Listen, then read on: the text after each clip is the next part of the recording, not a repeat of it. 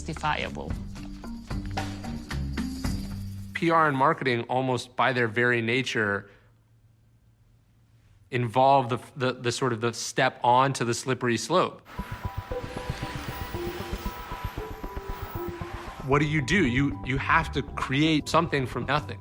And because of that, I kind of just made it up as I went along.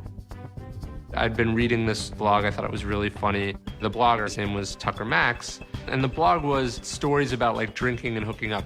It's this gonzo style of storytelling where this guy's going around doing crazy things, getting in all sorts of trouble.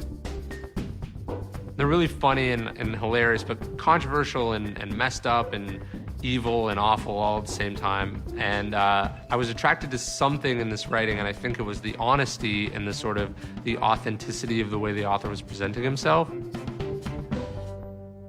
I was just sort of fascinated by it, and I end up emailing the blogger and I say, like, I want to work for you, I'll do whatever you need. There was talk that he would do a book, and he didn't have a publicist or anything. I ended up working on that campaign. It was like, okay, we have this book, I think people would like it. How do we get people to know about it? And because we had nothing, we could try anything.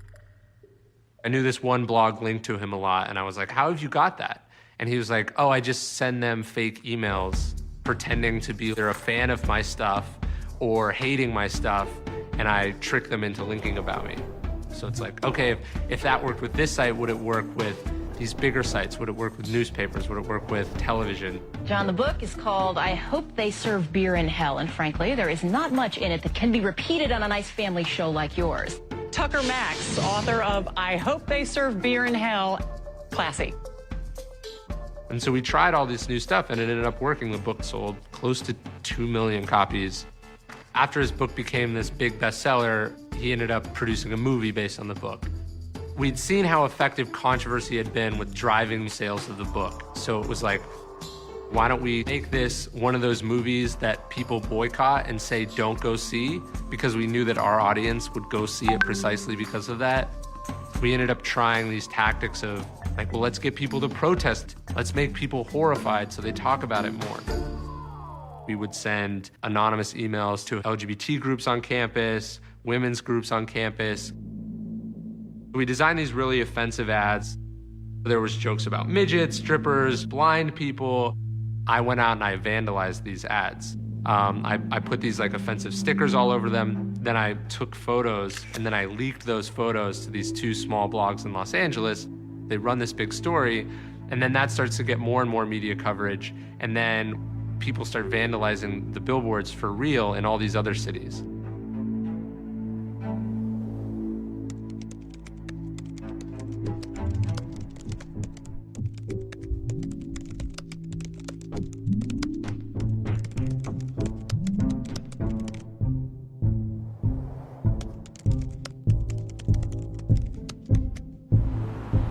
My staff began calling the Chicago Transit Authority to protest about these offensive ads. Chicago Transit Authority. They put out an announcement that they were banning the ads from the city and they were pulling them all from the buses, which is exactly what we wanted because now this is a news story. The Chicago Tribune actually ran an editorial lauding the CTA's decision to pull the ads. And now it was this sort of full-fledged, massive controversy.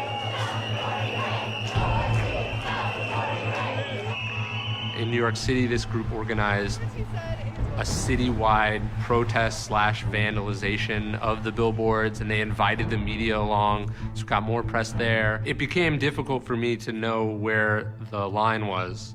She wants me to sign underwear. What we were doing was generating chatter about the movie. But if you step back and you look at it, it's like you're deceiving more and more people. And then once it started, it couldn't stop, and it just carried on under its own power.